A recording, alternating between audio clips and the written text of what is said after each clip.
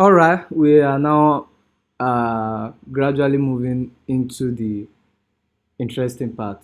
That this is the part where we begin to see different designs and how we can relate to them. So now we are currently at a stage where we discuss what actually makes a good design. You know, everything we've been talking about, the principle, the psychology of colors, the shapes, typography, and the elements, they are stuffs that we can put together to make a design. However, there is something called like there are sometimes that you just use your common sense and say, come on, this design does not look good, this design does not look good.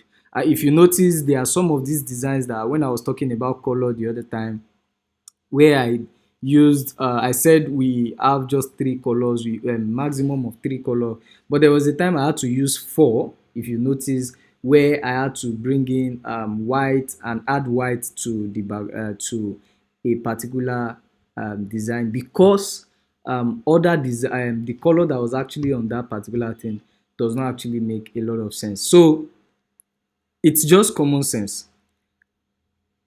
To make a good design, you have to understand your target audience. You have to understand who you are trying to communicate to, what you are trying to communicate.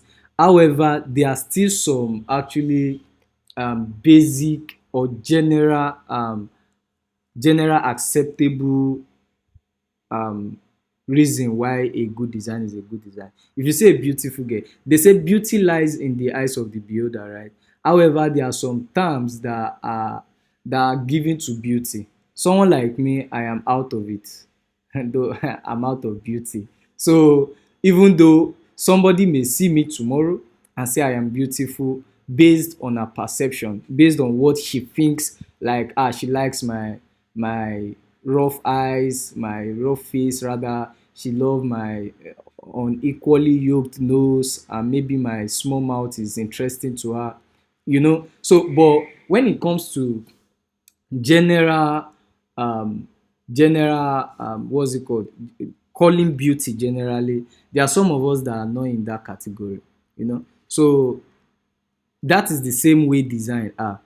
There are some designs that are basically for a particular reason, so they do it like that. It may not be generally accepted, but they do it like that because that is the way it has to come. However, there are some general accepted reasons why a design is classified as a good design. So I said differentiating between good and bad design is subjective and can depend on various factors such as context, audience, and intended purpose. You understand? So before you judge a design, make sure to understand the purpose, the context, and who the design is communicating to. However, there are certain principles and qualities that are generally associated with good design. And the first one is clarity and communication. So a design must communicate its intended message to the audience. It must be clear, concise, and easy to understand. Don't tell us this is a good design when the text or what you are trying to communicate are very tiny. Understand? So don't tell us this is a great design and the stuff are choking each other. There's no clarity in your design. You are not using white space where you are supposed to be using them. Understand? A good design is clear and it communicates the right message to its proposed audience. And a good design is functional and it's usable. This is the second thing that a good design must have. See, forget I can design, forget aesthetic. Your design must be functional. If it is not functional, it is rubbish. Imagine designing a water bottle, however the water bottle cannot hold water. It doesn't make any sense anymore.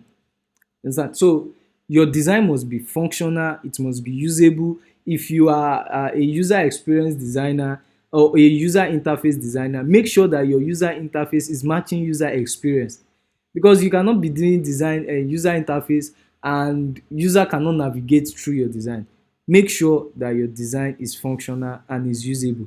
Good design serves its intended function efficiently and effectively. It is user friendly, intuitive, and it provides a positive user experience. Then the third one, visual appeal. This is what most designers are always after. They want their design to aesthetically look good. They want to compete with other designers. So when they post their design like this, 50 other designers will start shouting, "Chief, my oga, this is great, this is awesome, blow my mind, you killed it, blah blah blah." However, don't forget that your design has to be functional first. It has to communicate its intended purpose. You can draw attention with your colors. However, if you are not communicating the right information, then the colors or whatever you are dragging is rubbish. It is nonsense. So visual appeal, a good design is aesthetically pleasing and visually engaging. It uses appropriate colors, typography, imagery and layout. All of this, we've talked about them. You can go back and watch them one by one again to create a harmonious and attractive composition or design. So then we have consistency and cohesion. A good design maintains consistency in style, tone and branding. So when you are designing for a particular company, you should be consistent with what you use. You should be consistent with the font, you should be consistent with the color, you should be consistent with the pattern and everything that you are use for the company. So it establishes a cohesive visual identity and reinforce key themes or message. So that when you are designing, let's say you are designing for a particular program, don't use I see a lot of this. People do this a lot. Doing 5, 6 different design for a particular program. Like the design, not like they are doing similar design, they are doing separate design for a particular program. And I be like, guys, do you understand the psychology of what you are doing?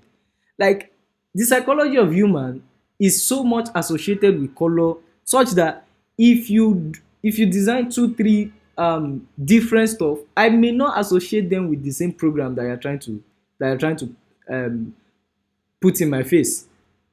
You are giving me red background here, you are giving me brown background in another design, and you are giving me green background in another design. Do you want to and you want me to retain that program in my head, or that event in my head? It's not easy to retain that kind of. So if you are going to you can do different design. However, be consistent with your font, be consistent with the color, be consistent with the pattern that you are going to make that design. You may make square design today, you may make rectangle design tomorrow. However, the text effect you are using for the square design should be the same text effect you are going to be using for the rectangle design. Don't, even if you are going to be making banner, don't do a different thing entirely, because people are they become the psychology of human is that they become conversant, they become attached to what they've been seeing and what they've associated themselves with. So they just become conversant with that, and the human brain can retain something that it has seen several times. Not that you are giving us different things. Just make sure a good design is consistent and it maintains its style and its tone. So then, a good design pays attention to details. You must pay attention to every small details. See, when I there was a job I had at Ilori Innovation Hub, and the first problem I had there was that I don't pay attention to detail. I almost got fired. It changed my orientation about design entirely. Some of these companies don't need all this your skill, powerful skill. They just need you to be careful with what you are doing. Then I don't pay attention to alignment. Something is always off in some of my design, and it's all these little things. If you've read Atomic Bomb, sorry, if you've read Atomic Habits, it's most all these little things that actually make up for the actual habit. So if you don't pay attention to the little things like your spacing, like your alignment in a design, it may destroy your design. It may destroy your design. So pay attention, especially to alignment and spacing. Pay attention to it. Pay attention to typography error. Hi, this one almost destroyed my life. typographical error, Jesus. Just make sure that you pay attention to your design. Every detail is very important. You cannot expect working for Dangote as a company now, and you are their designer, and you are making the mistake in your design. Instead of writing Dangote, you are writing Dangoto or Dengote. It can ruin a company's reputation, and that's why you as a designer, you have to pay attention to it. And a good design is innovative and is creative. Innovation and creativity comes into a good design. So good design demonstrates creativity and originality. You don't dump design. So don't go and pick one design that everybody knows that this is. In fact, there are a lot of people, they can sue you if you copy somebody's design. If you copy and paste a design, they can sue you. And that's why you have to be very creative. And most of what we've been teaching, what we've been talking about in this course is how to become creative, actually, to become independently creative. That's what we've been talking about. Uh a good design, offers fresh perspective or solution to problem. It pushes boundary, challenges convention, and stand out from the crowd. So in a crowd, when you are working for a client, in a crowd where everybody is doing the same thing, your design must stand out for your client. And emotional adaptability and accessibility. A good design is adaptable to different contexts, platform, and device. It considers diverse user needs and ensure accessibility for all users, including those with disability. So most especially when you're let me use this example. When you're designing a UI UX design, they will tell you to make there's adaptability of design, such that your design must be able to adapt with every kind of um, every kind of device. So a good design, especially a logo, must be adaptable. For me, your logo must be able to adapt to anything. If they stretch your logo, like sorry, I mean, if they enlarge your logo and it becomes distorted, that is not a good logo. And if they make your logo a five icon and they reduce it so much that probably an icon, it becomes an icon and it's distorted, then that's not a good logo.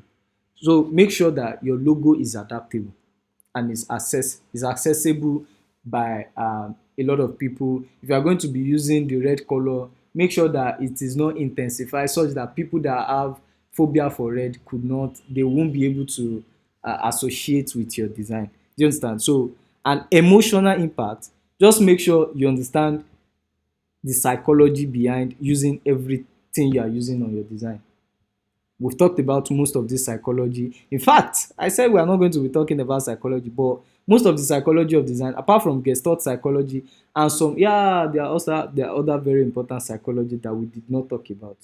They are very important psychology, like all the laws, the Hicks law, the Jacob's law, the rule of thirds, the rule of F, and that's F using movement. See, there are a lot of things you have to know about design. These are just the basic anyway. These are the basic, because movement, when you how to make your design such that you are directing the viewer's eye without using line.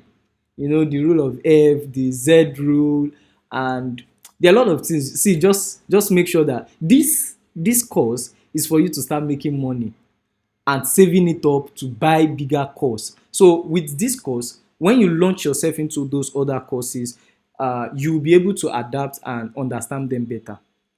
Because imagine you going from zero to learning Gestalt psychology is madness. You will not understand anything when they are talking about figure and ground and some other things. There are a lot of things I've learned in design. However, I also started from here, and that is why I'm giving you to also start from here. Then emotional impact. A good design evokes emotion and resonates with the audience on a deeper level.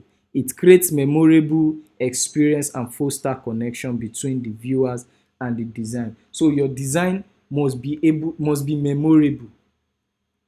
So in fact, for logo design, when I was learning about logo, if your logo cannot be memorable by your user, by the audience, then that is a very bad way of doing design. So you know that Meta logo can be associated with M, Amazon logo can be associated with smile, FedEx logo can be associated with forward movement, like there's an arrow, and there are a bunch of other logos like that that are very, very memorable, like the golden arches of McDonald's. So if I talk about Dangote, if I say Dangote, you would what will come to your mind is that Dangote logo of an eagle. You can easily associate Dangote with eagle. You can easily associate what other brand is out there? Uh, Apple with Apple. You can associate iPhone, all Apple products, you can associate it with a beaten apple. So your logo must be memorable, such that if, for example, you are going outside and you see an apple that is beaten and is placed on the floor, what comes to your mind straight is the apple and the iPhone and the Macintosh. So you should understand that. Make sure that your logo or whatever design you're making is memorable. It's something that can stick to the human brain. And to do designs that can stick to the human brain, you need to understand other aspects of design, which are very expensive to learn. You can learn some of them on YouTube, but there are also some that you have to pay for. You have to pay for. So then the examples of good designs, I have some here. I'll be showing you. Yeah, so we've been talking about different things about design since, and yeah, I'll be showing you how some of these principles, some of these elements and layout and everything come to play in design. So if you check all this design, the first thing you will realize is what we talked about, which is contrast. Contrast. When you are going to use a light background, make sure that whatever is on it is dark. When you are going to use a light background, everything on it. But if you are going to use a dark background, everything on it is light. And there's something here: movement, use of line to direct the viewer's eye. And also we have simplicity in design, just a simple design, and it's giving you what you want, like it's giving you what they want you to read.